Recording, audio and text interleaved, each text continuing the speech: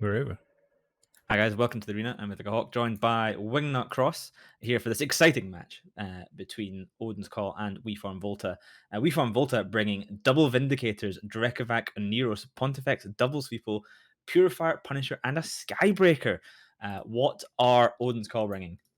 Well, I'm going to be calling Odin's Call Team Suck, as they've got Twin Leshak, Armageddon, Double Vex, Double Mega, Skybreaker, and Double Deacon.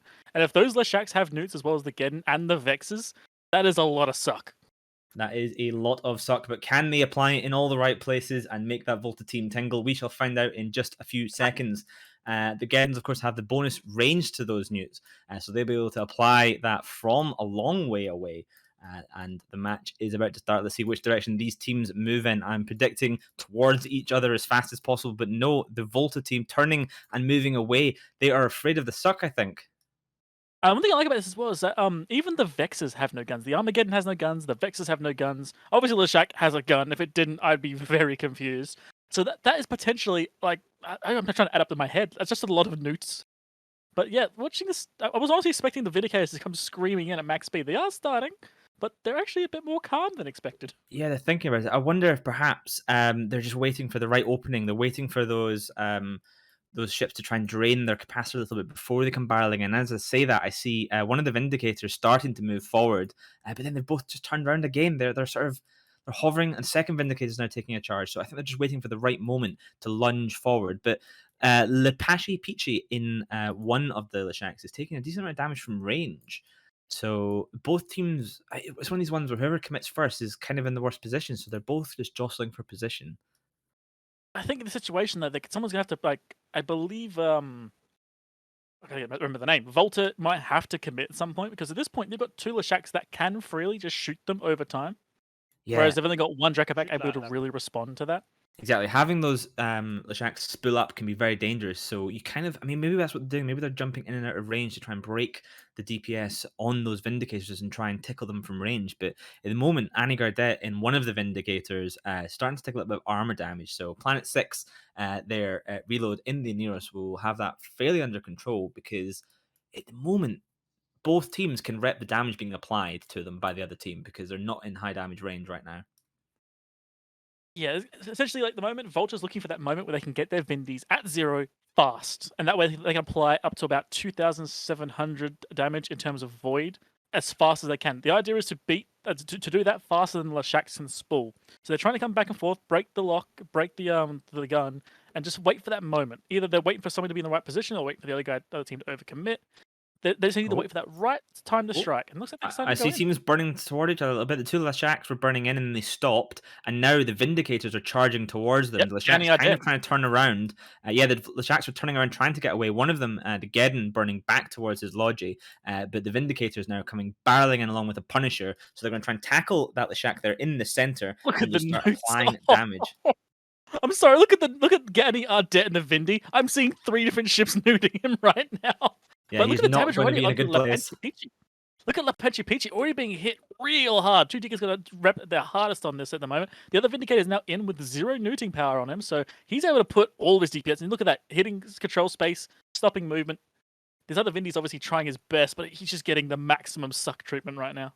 Yeah, the real question is going to be how much damage can Annie Gardet put down well neutered out before Theronth also gets neutered out? Because once that happens, the damage will drop off substantially. As you mentioned earlier, the Drekovic can spill up to quite a lot of damage, and Lepici really struggling right now, dropping into almost a quarter armor. The two Deacons providing some rep, but that's a huge amount of damage coming into them. So And that's with this rep ball. Look how many rep drones he's got on him. It's just an absolute ball. There's not a single smart bomb on these Vindicators, of course.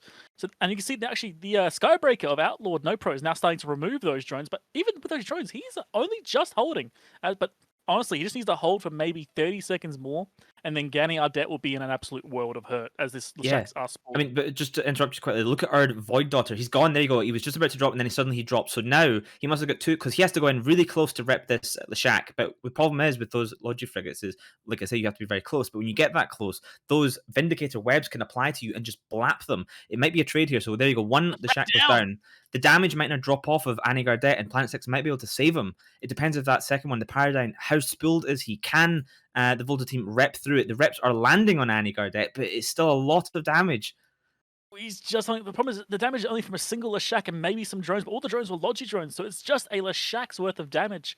If he survives this, it's going to be absolutely big. But if he does die, I would honestly call it, well, not call it, but give the Odin's Call team the advantage here because they can start piling their nukes onto one ship, Yeah, it's going even to be as long big. as it's not a launch. It's going to be more than big. It's going to be large. Zanny deck barely surviving in about maybe what's that 10% hull, but he He's has going to managed to survive. just held on. Like it came so He's close. I pulled thought he was going away. to drop down. I thought he was going to drop down at one point, but he survived. Second Logifrag down for Odin's Call. This probably is the tipping point now. That's There, so GG.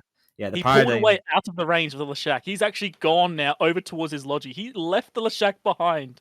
Bravo for being able to pull away in a Vindicator. Most people get stuck in with that, but knowing when to leave and survive is honestly just made this team win. That's just the end. Yeah, I feel like the two Vexers were just probably the only things that could lock them down in that Skybreaker, and they were just too far away. The Skybreaker's sitting miles away from where the Vindicators are. They were all afraid of getting in under those Vindicator web range, because of course if they do, they could get blapped as well. But the disadvantage is that allowed Anigardek to burn away from the Lashak, probably break its spool, and get full reps from Planet 6 in the Aneros. And then you got the second Lashak now down as well. So it is basically cleanup time now. It looks like they might catch a couple of the Volta small ships. The Purifier may go down, but it's going to be touch and And here's a go. fun thing, all right? So Ganyard obviously retreated to repair himself, yes, but here's the secondary part of what he did. Planet 6 in the Oneros was being neutered to hell by these Vexes. So in retreating away to save himself and then get to his Logi, he then protected his Logi from two neuting cruisers. So that is like a perfectly well done double play there to essentially, move yourself where you don't need to be and move to where you want to be. Yeah, I feel like almost from the start, the Volta team was in a bit of a back foot position there because, as you mentioned, all that nuke power on the Odin's Call team could almost completely shut down the Volta side. But after a bit of dancing around, they committed in and they were able to just power through it. And it was touch and go. I mean, look at Annie's hull there, 14% structure. But wow, that was an exciting match. All you need is the last 1%. That's all it's required. Notice that they left the get until last. Once the first Lashak went down, without the Vindicator going down with it, that match was kind of over. Like, sure, the Vindicator can newt the hell out of things, but it doesn't really provide much else besides newts and maybe some Logi drones in this situation. So here's I a will say question that. for you. Do you think that if the Odin's Call team had a cruiser logic that could sit at range and not come in, that would have gone differently? Honestly, probably not. I suspect that Volta would have managed to pull one of their big ships around the blob in the middle and get onto it. And they've also got, two Swiftballs and a Ponti that can go do tackle work if needed. It would be a hard job to try not to get caught in one of those Logi cruisers. But potentially, the option is always there, and people obviously piloting can go both ways. Yeah. Now, as mentioned, this was the best of three, so Volta now 1-0 up. So the next match is series point, and if they win that, they take everything. If they don't, it goes to the full third match. But let's toss it back to the desk, and we'll talk about it there.